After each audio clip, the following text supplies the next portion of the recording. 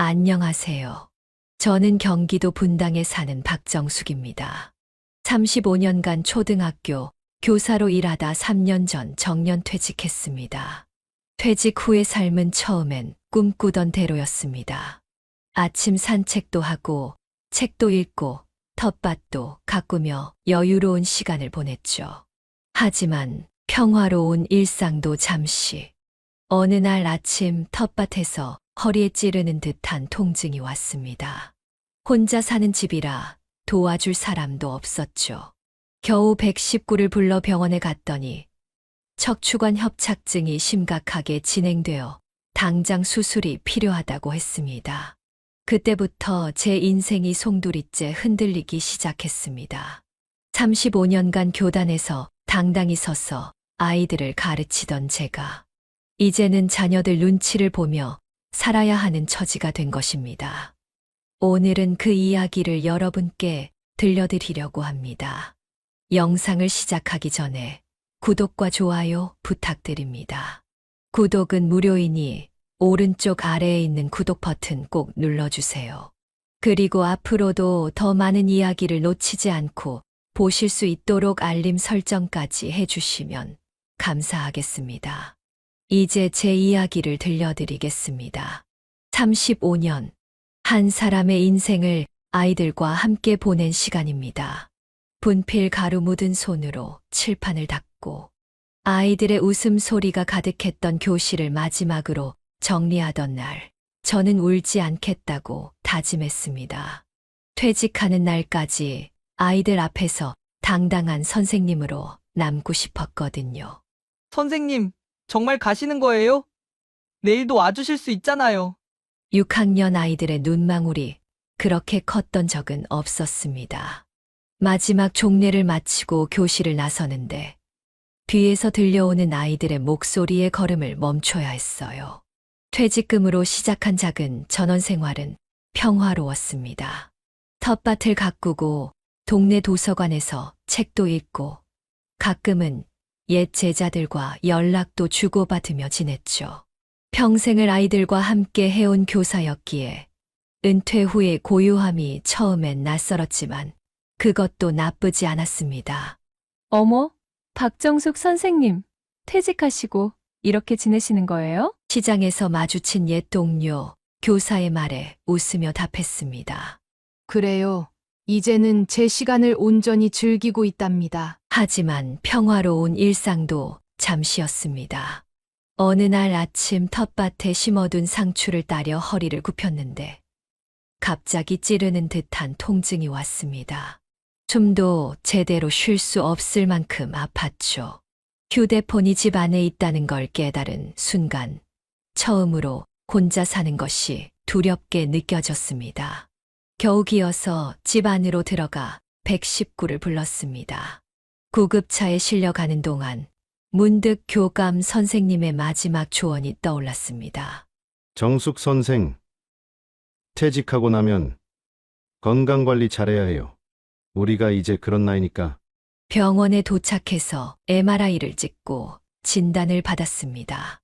허리 디스크가 심각하게 진행되어 있었고 당장 수술이 필요하다고 했습니다. 35년간 아이들 앞에서 늘 똑바로 섰던 척추가 이제는 제 몸을 지탱하기조차 힘들어진 것입니다. 링거액이 한 방울씩 떨어지는 소리만이 적막한 병실을 채우고 있었습니다. 수술은 성공적이었다고 하지만 여전히 통증은 제 몸을 괴롭혔습니다. 천장을 바라보며 35년 동안 교단에 서 있던 시간들이 주마등처럼 스쳐 지나갔습니다. 매일 아침 조회 시간에 똑바로 서서 아이들을 바라보던 순간들. 운동회 날땡볕 아래서 아이들과 함께 뛰어다니던 기억들. 수학여행에서 밤새 아픈 아이들을 돌보던 날들. 그 모든 순간에 제 허리는 조금씩 지쳐가고 있었나 봅니다. 엄마, 많이 아프세요? 문득 병실 문이 열리고 큰딸 지은이가 들어왔습니다. 뒤이어 작은아들 준호도 따라 들어왔죠. 평소 바빠서 한 달에 한 번 보기도 힘들었는데 이번엔 둘 다 급하게 휴가를 내고 왔다고 했습니다. 병실 안의 공기가 무거워졌습니다. 지은이는 연신 휴대폰만 만지작거리고 준호는 창밖만 바라보고 있었죠. 둘 다 제게 할 말이 있는 것 같았지만 쉽게 꺼내지 못하고 있었습니다.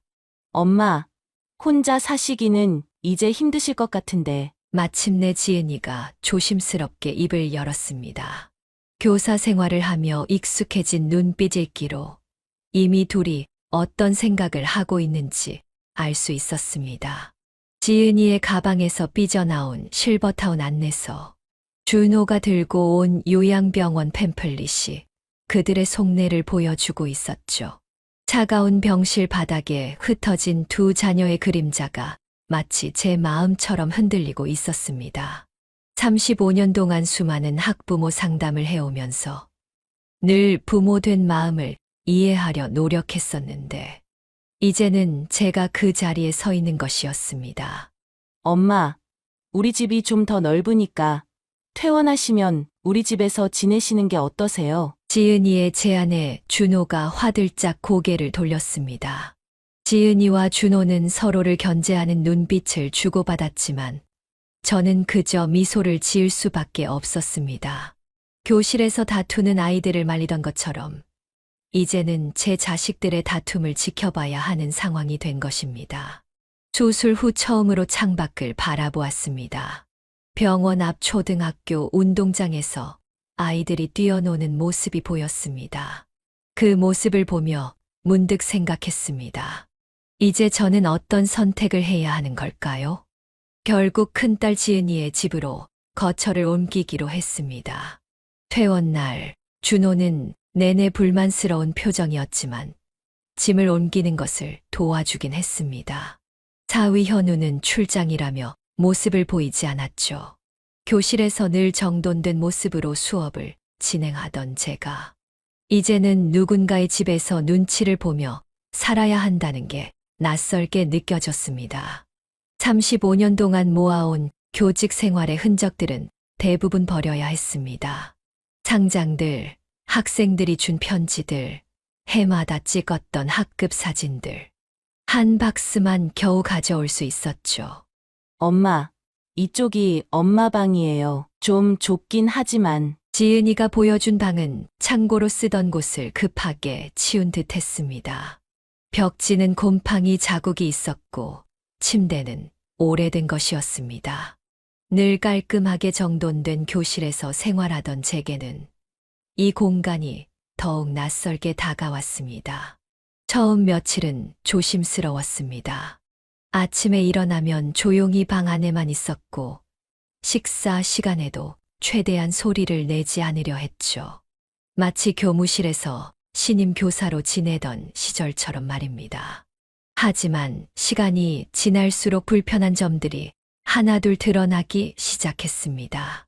지은이는 아침 일찍 출근하고 늦게 들어왔고 사위는 재택근무를 한다며 거실을 점령해버렸습니다.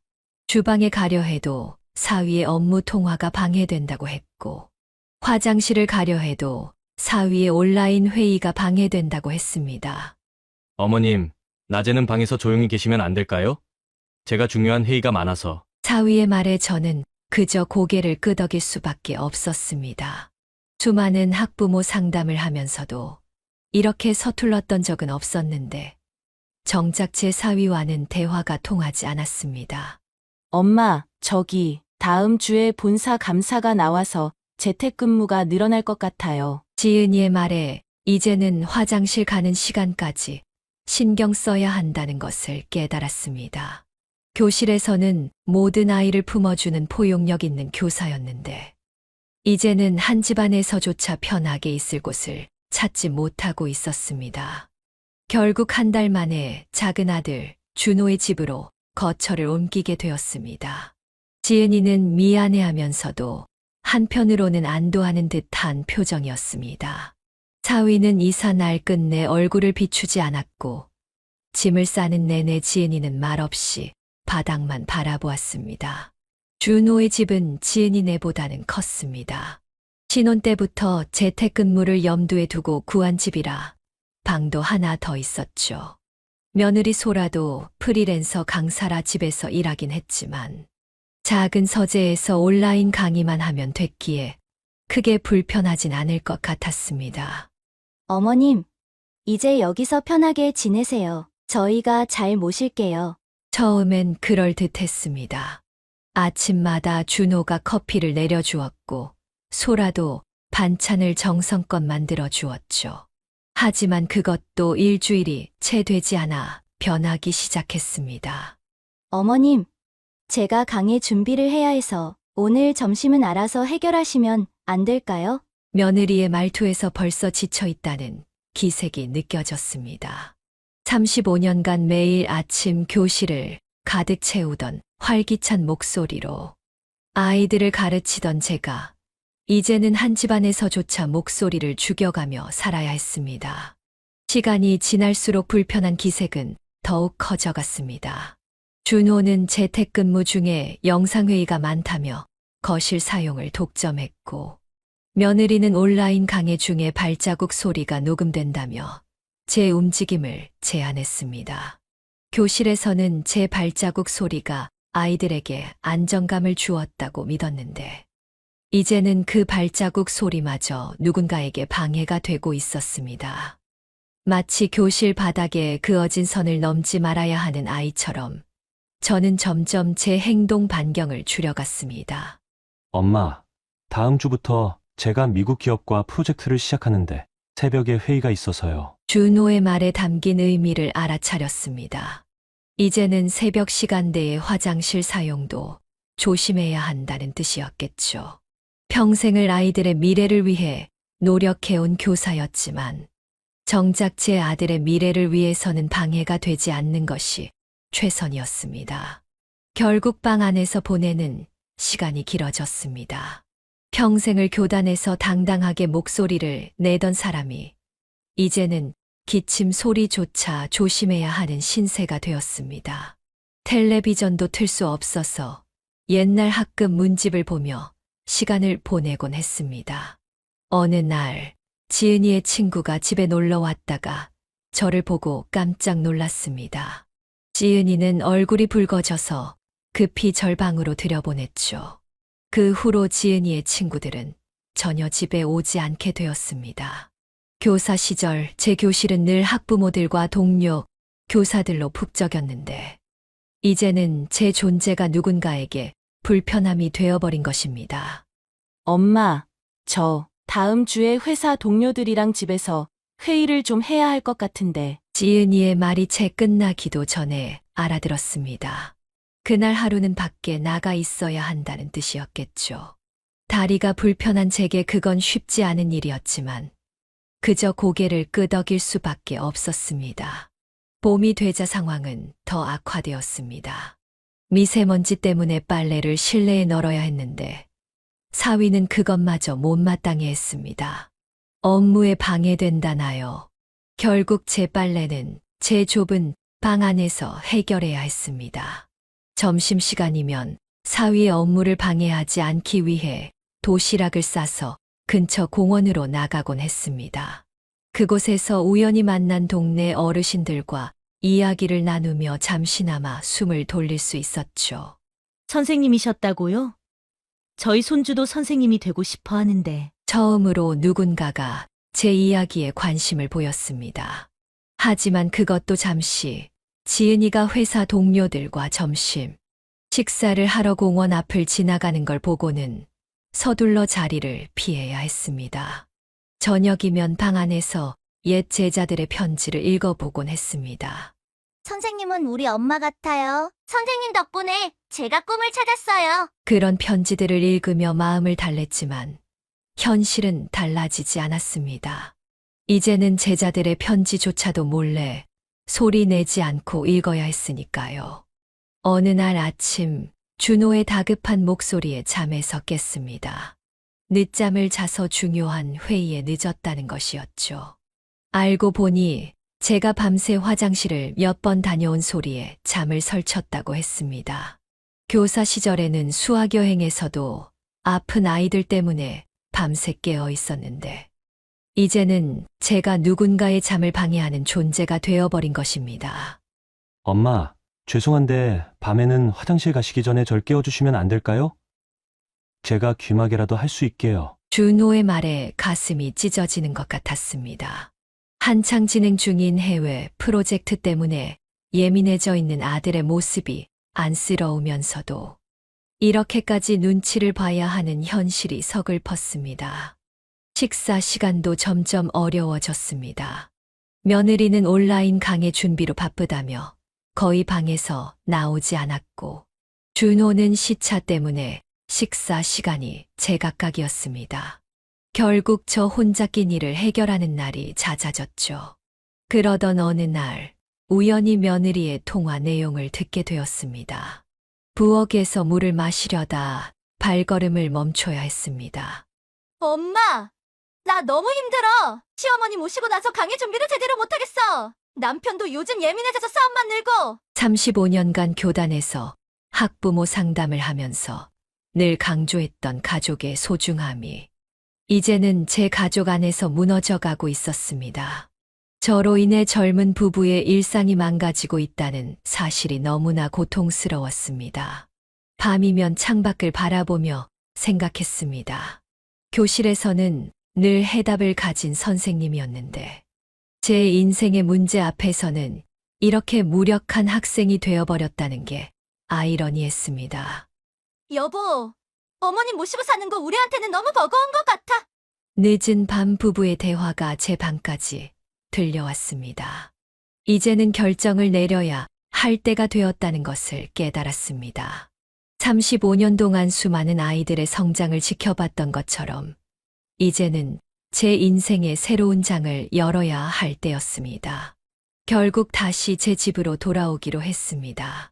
준호와 며느리는 미안해하면서도 안도하는 기색이 역력했고 짐을 정리하는 내내 어색한 침묵만이 감돌았습니다.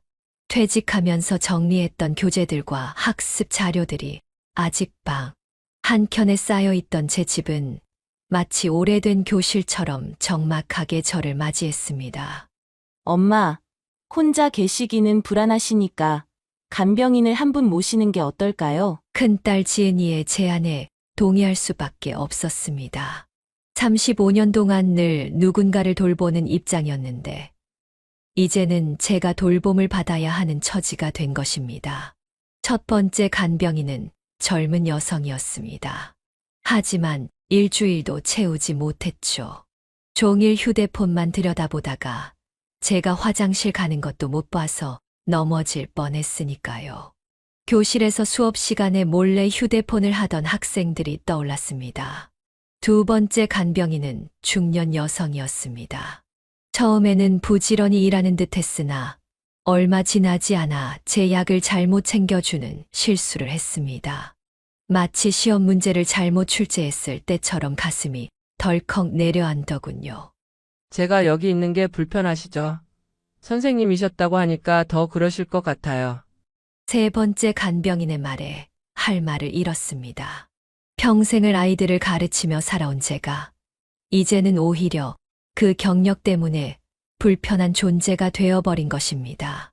간병인을 구하는 과정에서 알게 된 현실적인 문제도 있었습니다. 24시간 간병인 비용이 월 500만 원이 넘는다는 사실이었죠. 퇴직금으로는 감당하기 어려운 금액이었습니다. 교단에 서서 미래를 이야기하던 때가 있었는데 이제는 제 미래조차 그려내기 어려워졌습니다. 밤이면 창밖의 달을 보며 생각했습니다. 수많은 교실에서 희망을 이야기했던 제가 정작 제 인생의 희망은 어디서 찾아야 할까요? 선생님, 요양원을 알아보시는 건 어떠세요? 네 번째 간병인의 조심스러운 제안에 가슴 한켠이 무너져 내렸습니다. 35년 동안 한 번도 포기하지 않았던 교사로서의 자존심이 이제는 마지막 시험대에 오른 것 같았습니다. 매일 아침 혼자 식사를 준비하는 일도 점점 힘들어졌습니다. 허리 통증은 나아질 기미가 보이지 않았고 간병인을 구하는 일은 더욱 어려워졌습니다. 결국 5번째 간병인도 일주일 만에 그만두겠다고 했습니다. 선생님, 죄송하지만 저는 여기까지인 것 같아요. 제가 모시기에는 너무 부담스러워서. 5번째 간병인의 마지막 말이 가슴을 파고들었습니다. 교사 시절 학부모들에게 늘 당당했던 제가 이제는 한 사람의 시선조차 견디기 힘들어진 것입니다. 밤이면 더욱 불안해졌습니다. 혹시 화장실에 가다가 넘어지면 어쩌나, 갑자기 허리 통증이 심해지면 어쩌나 하는 생각에 잠을 이루기 힘들었습니다.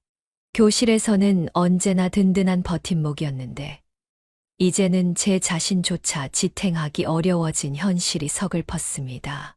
6번째로 찾아온 간병인은 나이가 지긋한 분이었습니다. 처음에는 경험이 많아 보여서 기대를 했지만 오히려 더 큰 실망을 안겨주었죠. 박 선생님, 제가 보기에는 요양원이 답일 것 같아요. 거기가 오히려 더 편하실 텐데. 간병인의 말에 화가 치밀었습니다. 35년 동안 한 번도 쉬운 길을 선택한 적 없었는데 이제 와서 그렇게 물러설 수는 없었습니다. 하지만 현실은 냉정했습니다. 간병인 비용은 계속 늘어만 갔고 매번 새로운 사람을 맞이하는 일도 지칠 대로 지쳐갔습니다. 마치 새 학기마다 새로운 학급을 맞는 것처럼 긴장되고 불안했습니다. 엄마, 이제 정말 요양원을 알아보는 게 좋지 않을까요? 지은이의 전화에 한숨만 나왔습니다. 교단에서 늘 강조하던 포기하지 말라는 말이 이제는 제게 돌아와 가슴을 후벼 파고 있었습니다. 밤이 깊어 창밖을 바라보다가 문득 깨달았습니다. 이제는 제가 새로운 답을 찾아야 할 때라는 것을요. 35년 동안 아이들에게 가르쳤던 것처럼 이번에는 제 인생에 새로운 답안을 써내려가야 할 때였습니다. 마침내 요양원을 알아보기로 결심했습니다. 성남에 있는 한 요양원을 방문한 날이었죠. 로비에 앉아 차례를 기다리는데 뜻밖의 목소리가 들려왔습니다. 어머, 박정숙 선생님. 정말 선생님 맞으시죠? 고개를 돌려보니 20년 전 제가 담임을 맡았던 제자 김미영이었습니다. 지금은 이 요양원의 사회복지사로 일하고 있다고 했습니다. 반가움도 잠시 제자 앞에서 이런 모습을 보여야 한다는 게 부끄러워 고개를 숙였습니다. 선생님, 잠시만 기다려주세요. 제가 더 좋은 방법을 알려드릴게요. 미영이는 제 손을 잡고 자신의 사무실로 안내했습니다. 책상 위에는 제가 써준 졸업장이 액자에 걸려 있었고 그 옆에는 6학년 졸업식 날 찍은 사진이 놓여 있었습니다. 선생님, 혹시 고령자 복지주택에 대해 들어보셨어요? 요양원보다 훨씬 좋은 방법일 것 같아서요. 미영이가 보여준 안내 책자에는 65세 이상 어르신을 위한 맞춤형 주거공간이라고 쓰여 있었습니다. 보증금 1,500만 원의 월임대료 18만 원, 요양원 월 300만 원과 비교도 안 되는 금액이었습니다. 선생님처럼 교직 경력이 있으신 분들은 가산점도 있어요. 게다가 1층에는 복지관도 있어서 프로그램도 많고 비상벨도 설치되어 있답니다. 제자의 설명을 들으며 가슴이 뛰기 시작했습니다. 마치 35년 전 처음 교단에 섰을 때처럼 설렘이 밀려왔습니다. 그리고 무엇보다 선생님께서 평생 교육자로 사셨잖아요. 거기서도 분명 선생님의 능력을 필요로 하는 분들이 계실 거예요. 미영이의 말에 눈시울이 붉어졌습니다. 요양원에 들어가 모든 것을 포기해야 한다고 생각했는데 오히려 제 경력을 새롭게 활용할 수 있는 기회가 있다는 사실이 감격스러웠습니다. 선생님, 저희 아들도 선생님처럼 선생님이 되고 싶대요. 그때 선생님께서 보여주신 길이 아직도 저희 가족에게 빛이 되어주고 있어요. 그날 오후 미영이와 함께 고령자 복지주택을 둘러보러 갔습니다. 새로 지어진 건물은 생각보다 훨씬 깔끔했고 무엇보다 혼자 생활하기에 딱 알맞은 크기였습니다.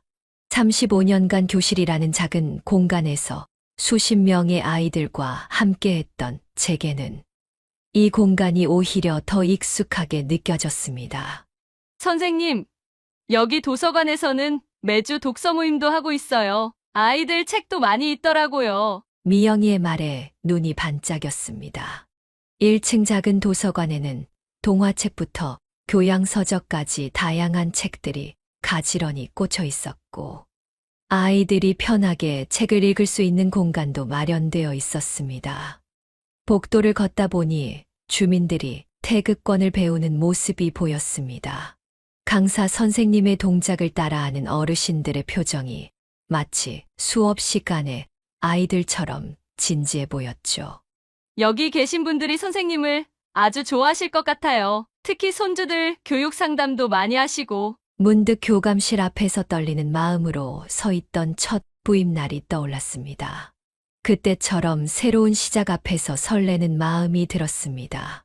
건물 뒤편에는 작은 텃밭도 있었습니다. 몇몇 어르신들이 모여 상추며 고추를 가꾸고 계셨는데, 그 모습이 마치 학교 텃밭에서 아이들과 함께하던 시간과 닮아 있었습니다. 선생님, 이쪽에는 비상벨도 설치되어 있어서 혹시 모를 상황에도 안전하세요. 시설을 둘러보면서 점점 확신이 들었습니다. 이곳이라면 누군가의 눈치를 보며 살지 않아도 되겠구나. 더 이상 불편한 존재가 되지 않아도 되겠구나. 박 선생님, 여기 입주하시게 되면 저도 자주 찾아뵐 수 있을 것 같아요. 우리 아들도 데리고 와서 선생님께 책도 읽어주고. 제자의 말에 눈시울이 붉어졌습니다. 교단을 떠난 지 몇 년이 지났지만 여전히 제자의 마음 속에 선생님으로 남아있다는 사실이 감사했습니다. 창밖으로 노을이 지고 있었습니다. 35년간의 교직 생활을 마무리하던 날의 노을과 똑같이 아름다웠습니다. 그때는 끝이라고 생각했는데 이제는 새로운 시작이 될 것 같았습니다. 설레는 마음으로 자녀들을 불렀습니다. 오랜만에 함께하는 식사 자리, 정성껏 준비한 된장찌개의 김이 모락모락 피어올랐습니다. 고령자 복지주택에 대한 이야기를 꺼내기 전 잠시 아이들의 얼굴을 바라보았습니다. 엄마, 왜 갑자기 저희를 부르신 거예요? 혹시 요양원 결정하신 건가요? 지은이의 말에 준호가 날카롭게 고개를 들었습니다. 두 남매는 여전히 서로를 견제하는 눈빛을 주고받았지만 이번에는 달랐습니다. 둘 다 제 전세금에 대한 계산을 하고 있다는 게 눈에 보였으니까요. 차분히 고령자 복지주택에 대해 설명했습니다. 독립된 공간에서 생활하면서도 안전하게 지낼 수 있다는 것, 보증금이 1,500만 원에 월세는 18만 원이라는 것, 교직 경력으로 가산점도 받을 수 있다는 것까지.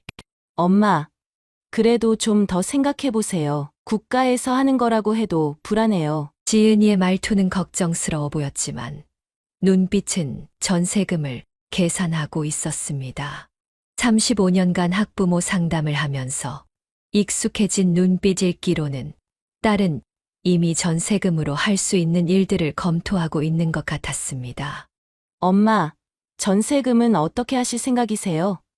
제가 지금 프리랜서라 자금 사정이 좀. 준호의 말이 채 끝나기도 전에 지은이가 끼어들었습니다. 전세금을 두고 티격태격하는 자녀들의 모습이 서글프면서도 한편으로는 안쓰러웠습니다. 책상 서랍에서 통장을 꺼내 보았습니다. 35년 교직 생활 동안 모아둔 퇴직금이면 보증금은 충분했지만 남은 전세금을 두고 다투는 자녀들을 보고 싶진 않았습니다. 문득 교실에서 늘 하던 말이 떠올랐습니다. 욕심을 버려야 진정한 것이 보인다고 가르쳤었는데 이제는 제 자식들에게 그 말을 들려주고 싶어졌습니다. 너희들, 이제 그만하자. 엄마가 평생 가르친 게 이런 게 아니었어. 제 말에 두 남매는 고개를 숙였습니다. 식어버린 된장찌개처럼 차가워진 그들의 마음을 데우기에는 이미 늦어버린 것 같았습니다. 결국 자녀들의 반대에도 불구하고 입주 신청을 하기로 했습니다. 서류를 준비하는 동안 지은이와 준호는 한 번도 찾아오지 않았지만 문자만큼은 자주 보냈습니다. 모두 전세금에 관한 것이었죠. 엄마, 전세금 언제쯤 정리하실 거예요? 제가 아파트 계약금을 좀 준비해야 해서요. 지은이의 문자를 읽다가 한숨이 나왔습니다. 교사 시절 수업 시간에 몰래 문자를 보내던 아이들을 지도하곤 했는데, 이제는 제 자녀들이 전세금 때문에 이런 문자를 보내고 있다는 게 아이러니했습니다. 서류를 정리하면서 옛 기억들이 스쳐 지나갔습니다. 지은이가 대학 등록금이 부족하다며 울던 날, 준호가 유학하겠다며 고집을 부리던 때, 그때마다 아껴둔 적금을 깨서 지원해 주었던 순간들. 엄마, 아직도 서류 준비 중이세요?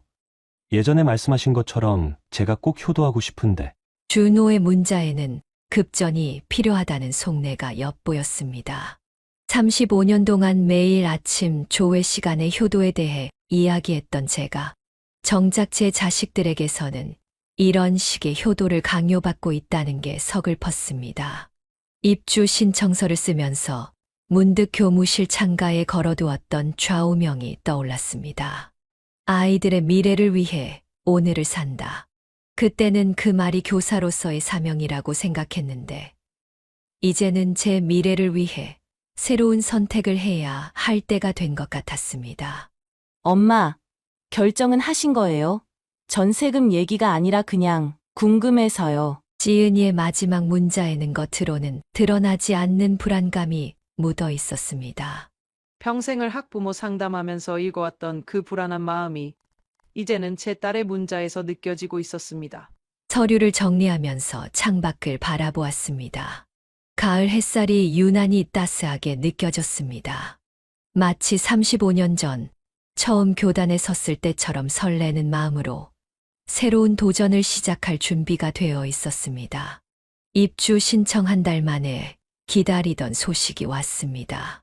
교직 경력 가산점 덕분에 입주 대상자로 선정되었다는 통보였습니다. 손이 떨리는 마음으로 전화를 받았습니다. 박정숙 선생님, 축하드립니다. 교직 경력을 높이 평가했어요. 어르신들의 교육 프로그램에도 도움을 주실 수 있을 것 같아서요. 떨리는 마음으로 자녀들에게 연락했습니다. 문자로만 연락하던 아이들이 이번에는 직접 찾아왔지만 그들의 눈빛은 여전히 전세금을 향해 있었습니다. 짐을 정리하면서 문득 교실에서 사용하던 오래된 앨범이 눈에 띄었습니다. 첫 부임 시절부터 정년 퇴직까지 해마다 찍었던 학급 사진들이 차곡차곡 쌓여 있었죠. 그 시절 아이들의 밝은 웃음이 지금의 제 자녀들과 겹쳐 보였습니다. 이건 버리시는 거예요? 이삿짐 센터 비용도 만만찮을 텐데. 지은이가 앨범을 보며 한숨을 쉬었습니다. 35년간의 추억이 담긴 앨범이 이제는 누군가에게 짐이 되어버렸다는 생각에 가슴이 아팠습니다. 오래된 교과서와 학습 자료들을 정리하면서 옛 제자들의 편지도 발견했습니다. 선생님은 저희 두 번째 어머니예요. 선생님 덕분에 제가 꿈을 찾았어요. 그 편지들을 읽으며 제 자녀들에게도 이런 마음을 전해주지 못한 것은 아닐까 하는 생각이 들었습니다. 엄마, 전세금 정리는 어떻게 해? 준호의 말이 채 끝나기도 전에 손을 들어 제지했습니다. 이제는 더 이상 전세금 이야기를 듣고 싶지 않았습니다. 35년 동안 아이들에게 가르쳤던 욕심을 버리면 보이는 것들이 있다는 말을 떠올리며 마지막 짐을 쌌습니다. 달력을 보니 입주까지 일주일이 남았습니다. 교실에서 새 학기를 기다리던 그 설렘이 이제는 새로운 삶을 향한 기대감으로 바뀌어 가슴 한켠을 채우고 있었습니다. 선생님, 입주하시면 제가 도서관 독서 프로그램 진행도 부탁드리고 싶은데요. 관리사무소 직원의 말에 문득 웃음이 났습니다. 이제야 알겠습니다. 제가 선생님으로서 가진 경험이 새로운 곳에서도 여전히 빛날 수 있다는 것을 말입니다. 이사 날이 밝았습니다. 자녀들은 바쁘다며 오지 않았고 대신 이삿짐 센터 직원들이 짐을 옮기는 것을 지켜보았습니다. 35년 동안 교실에서 사용하던 물건들이 하나둘 새로운 공간으로 옮겨지는 모습이 마치 학년 말 교실 정리를 하는 것 같았습니다. 선생님, 이 앨범들은 어디에 두면 될까요? 이삿짐 센터 직원의 물음에 잠시 생각에 잠겼습니다. 교직 생활의 추억이 담긴 앨범들. 이제는 그것조차 선택해서 가져가야 했습니다. 새 집은 너무 좁아서 전부 가져갈 수는 없었으니까요. 짐을 정리하면서 문득 졸업식 날 늘 하던 말이 떠올랐습니다. 새로운 시작은 때로는 무언가를 내려놓는 것에서 시작된다고 했었는데, 이제는 제가 그 말의 의미를 몸소 실천하고 있었습니다. 박 선생님, 입주 준비는 다 되셨나요? 도서관, 프로그램은 다음 주부터 시작하시면 될 것 같아요. 관리사무소에서 온 연락에 가슴이 설렜습니다. 이제는 더 이상 누군가의 엄마나 시어머니가 아닌 박 선생님으로 불리는 새로운 시작을 할 수 있다는 것이 감사했습니다. 새 집으로 들어서는 순간 문득 첫 부임 때의 기억이 떠올랐습니다. 그때도 이렇게 설레는 마음으로 교실 문을 열었었지요. 작지만 깔끔한 원룸, 창가에 놓인 화분, 벽에 걸린 교직 생활 사진 한 장. 이것이 제가 선택한 새로운 교실이 될 것입니다. 선생님, 이제 짐은 다 정리됐습니다. 혹시 더 필요하신 거 있으신가요? 고개를 저었습니다. 이제는 더 이상 필요한 것이 없었습니다.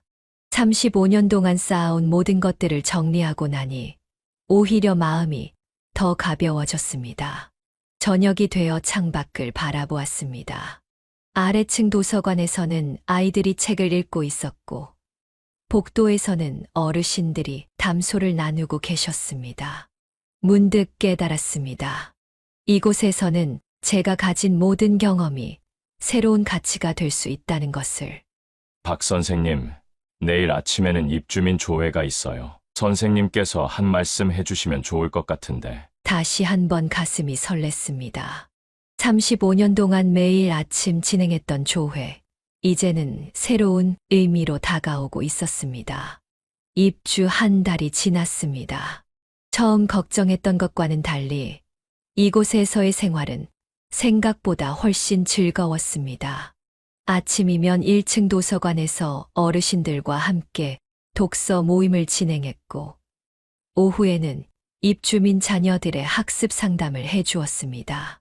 박 선생님, 우리 손주가 요즘 학교에서 힘들어하는데 상담 좀 해주실 수 있으세요? 누군가에게 도움이 된다는 것이 이렇게 기쁜 일인지 몰랐습니다. 35년간의 교직 경험이 이곳에서 새롭게 빛을 발하고 있었습니다. 특히 손주들 교육 때문에 고민하는 어르신들의 상담은 제게 새로운 보람을 주었습니다. 주말이면 도서관에서 아이들에게 책을 읽어주는 시간을 가졌습니다. 입주민 손주들이 삼삼오오 모여들어 이야기를 들었고, 그 모습을 보며 어르신들은 흐뭇한 미소를 지었습니다. 마치 교실에서 수업하던 때처럼 즐거웠습니다. 선생님, 저희 손주가 선생님 수업을 너무 좋아해요. 집에 가서도 계속 이야기를 한대요. 교사 시절 학부모 상담에서 듣던 말과 비슷했지만, 이제는 그 말이 더욱 특별하게 다가왔습니다. 나이가 들어서도 여전히 누군가에게 영향을 줄 수 있다는 사실이 감사했습니다. 복도에서 마주치는 이웃들과의 대화도 즐거웠습니다. 각자의 인생 이야기를 나누다 보면 어느새 시간이 훌쩍 지나 있었고, 그 속에서 새로운 지혜를 배우기도 했습니다. 박 선생님, 내일은 제가 만든 김치 좀 드시러 오세요. 선생님께서 들려주신 교육 이야기 덕분에 손주를 더 잘 이해하게 됐어요. 이웃의 따뜻한 마음이 전해지는 순간이었습니다. 교단에서는 늘 제가 가르치는 입장이었는데, 이제는 서로가 서로에게 배우는 관계가 되어가고 있었습니다. 선생님, 다음 주에는 어르신 문해교육 프로그램도 시작하는데 혹시 관심 있으세요? 복지관 담당자의 제안에 눈이 반짝였습니다. 35년 동안 아이들을 가르쳤던 경험이 이제는 새로운 형태로 이어질 수 있다는 생각에 가슴이 설렜습니다. 밤이면 창가에 앉아 일기를 썼습니다. 교사 시절 늘 아이들에게 강조하던 습관이었는데, 이제는 제 인생의 새로운 장을 기록하는 도구가 되었습니다. 시간이 지날수록 이곳에서의 일상은 더욱 풍성해졌습니다. 매주 화요일과 목요일에는 문해교육 수업을 맡게 되었고, 월요일 오후에는 입주민 손주들의 독서, 지도를 진행했습니다. 35년의 교직 경험이 만들어낸 새로운 보람이었습니다. 박 선생님, 제가 평생 한글을 못 읽었는데 이제는 손주한테 동화책도 읽어줄 수 있게 됐어요. 문해교육 수업을 듣는 김순자 할머니의 눈시울이 붉어졌습니다. 그 모습을 보며 문득 첫 부임 시절, 처음으로 글을 읽게 된 아이의 표정이 떠올랐습니다. 나이와 상관없이 배움의 기쁨은 같은 것이었습니다. 복지관에서는 세대 간 소통 프로그램이라는 새로운 제안을 해왔습니다. 어르신들과 지역 아이들이 함께하는 프로그램이었죠. 35년간의 교직 경험을 살려 프로그램을 기획하면서 마치 새로운 교육 과정을 만드는 것처럼 설렜습니다. 선생님, 저희 손주가 할머니랑 더 친해진 것 같아요. 선생님께서 가르쳐 주신 대로 대화하니까 통하더라고요. 세대 차이를 줄이는 방법을 상담해드렸던 이영숙 할머니의 말씀에 보람을 느꼈습니다. 교실에서 배운 소통의 방법이 이제는 가정에서도 꽃을 피우고 있었습니다. 작은 텃밭에서는 계절마다 다른 작물들이 자라났습니다. 아이들과 함께 상추를 심고 가꾸며 어르신들은 잊고 있던 농사의 지혜를 나누었습니다. 그 속에서 저는 새로운 형태의 수업을 발견했습니다. 박 선생님, 이번에는 텃밭에서 배추도 길러볼까요? 김장철에 손주들이랑 같이 담그면 좋을 것 같아요. 공동체 생활이 주는 따뜻함을 매일 느끼고 있었습니다. 혼자였다면 상상도 못했을 일들이 이곳에서는 자연스럽게 이루어지고 있었습니다. 선생님, 저희 반 학생들이 다음 주에 봉사활동 오기로 했어요. 선생님의 조언이 필요할 것 같아서요. 근처 초등학교 교사의 연락을 받으며 미소 지었습니다. 35년의 교직 생활이 끝난 것이 아니라 다른 모습으로 계속되고 있다는 것을 깨달았습니다. 밤이면 창밖의 달을 보며 생각했습니다. 교단을 떠난다고 생각했는데 이곳에서 오히려 더 넓은 의미의 교실을 만나게 된 것 같았습니다.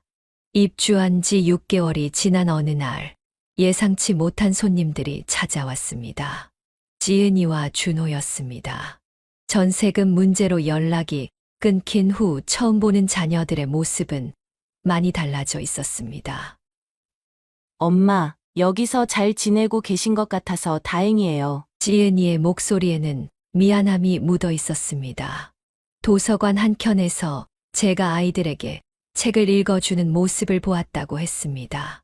창문 너머로 보았던 제 모습이 너무 행복해 보여서 차마 들어오지 못하고 돌아갔다고 했습니다. 준호는 1층 복지관 게시판에 붙은 문해교육 강사 사진을 보고 깜짝 놀랐다고 했습니다. 교실에서처럼 열정적으로 가르치는 제 모습이 마치 옛날 자신의 담임 선생님 시절과 똑같아 보였다고 했습니다. 엄마, 전세금 때문에 너무 염치 없이 굴었던 것 같아요. 이제야 엄마의 마음을 조금 이해할 것 같아요. 자녀들과 함께 복도를 걸으며 이곳에서의 생활을 이야기했습니다. 매주 진행하는 독서 모임, 어르신들과 함께하는 텃밭 가꾸기, 손주들 교육 상담까지 이야기를 들으며 아이들의 눈시울이 붉어졌습니다.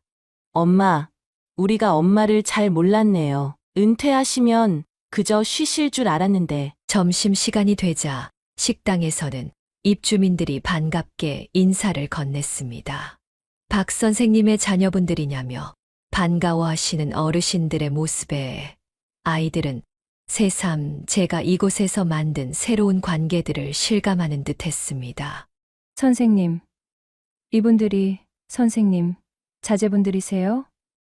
우리 손주들이 선생님한테 책 읽는 거 너무 좋아한다고 늘 이야기하는데. 이웃, 어르신의 말씀에 자녀들의 표정이 달라졌습니다.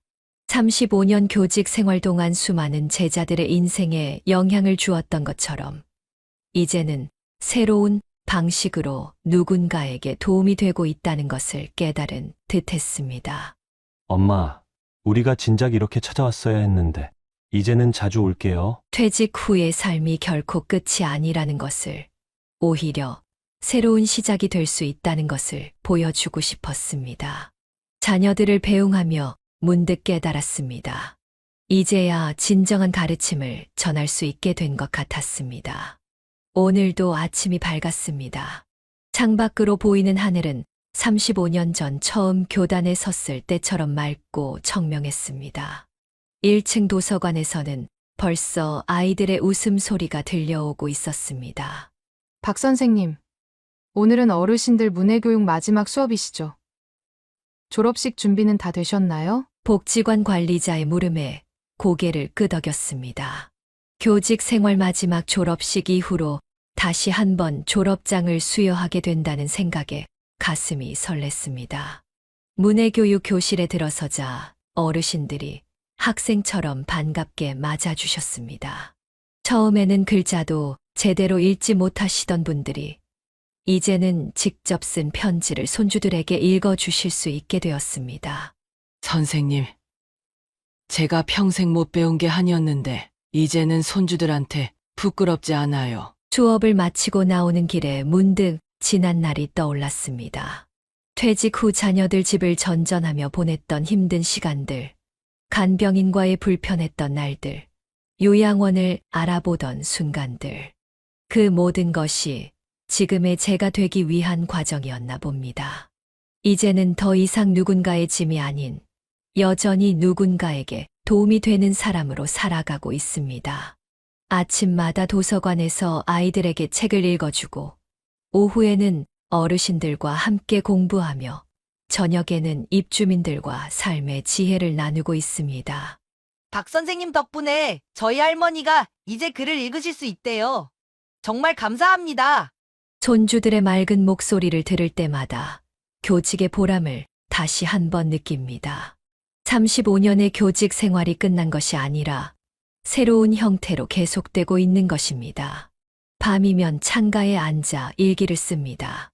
오늘도 누군가에게 도움이 되었다는 생각에 감사함을 적어 내려갑니다. 교단을 떠난다고 생각했는데 이곳에서 오히려 더 넓은 의미의 교실을 만났습니다. 이제는 압니다. 나이가 들어도 누군가의 선생님으로 살아갈 수 있다는 것을. 그리고 그것이 얼마나 행복한 일인지를. 35년의 교직 생활이 가르쳐준 마지막 수업은 바로 저 자신을 위한 것이었나 봅니다. 여러분, 오늘 박정숙 선생님의 이야기를 함께 들어주셔서 감사합니다. 이 이야기를 통해 우리가 깨달을 수 있는 것이 있습니다. 첫째, 은퇴는 끝이 아닌 새로운 시작이 될 수 있다는 것입니다. 박 선생님은 35년간의 교직 생활을 마치고도 고령자 복지주택에서 새로운 형태의 교육자로 거듭났습니다. 우리의 경험과 지식은 나이가 들어도 여전히 가치 있는 것입니다. 둘째, 자식들에게 의지하는 것만이 노후의 답은 아니라는 것입니다. 자녀들도 각자의 삶이 있고 우리도 우리만의 삶이 있습니다. 서로에게 짐이 되지 않으면서도 가족으로서의 관계를 유지할 수 있는 방법이 분명히 존재합니다. 셋째, 국가에서 운영하는 고령자 복지주택과 같은 제도를 잘 활용하면 존엄성을 지키며 독립적인 생활을 할 수 있다는 것입니다. 요양원이나 자녀, 의존이 유일한 선택지가 아님을 기억하시기 바랍니다. 넷째, 우리가 평생 쌓아온 경험은 결코 헛되지 않다는 것입니다. 박 선생님이 교직 경험을 새로운 공간에서 활용하신 것처럼 우리 모두는 자신만의 가치 있는 경험을 가지고 있습니다. 다섯째, 공동체 속에서 서로 돕고 배우며 살아갈 때 진정한 행복을 찾을 수 있다는 것입니다.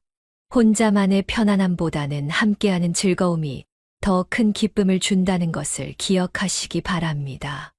여러분, 나이가 들어간다는 것은 두려운 일이 아닙니다. 오히려 새로운 가능성을 발견하는 시간이 될 수 있습니다. 지금 이 순간에도 수많은 어르신들이 자신만의 방식으로 의미 있는 삶을 살아가고 계십니다. 우리도 언젠가는 노년을 맞이하게 될 것입니다. 그때를 위해 미리 준비하고 현명한 선택을 할 수 있기를 바랍니다. 오늘 이 이야기가 여러분의 미래를 위한 작은 길잡이가 되었기를 희망합니다. 구독과 좋아요, 그리고 알림 설정까지 해주시면 앞으로도 더 좋은 이야기로 찾아뵙도록 하겠습니다. 구독과 좋아요는 무료이니 많이 눌러주시기 바랍니다. 더불어 여러분의 이야기도 기다리고 있습니다. 댓글로 여러분만의 생각을 들려주세요. 지금까지 인생의 후반부를 이야기하다 지혜사연이었습니다. 끝까지 들어주셔서 진심으로 감사합니다.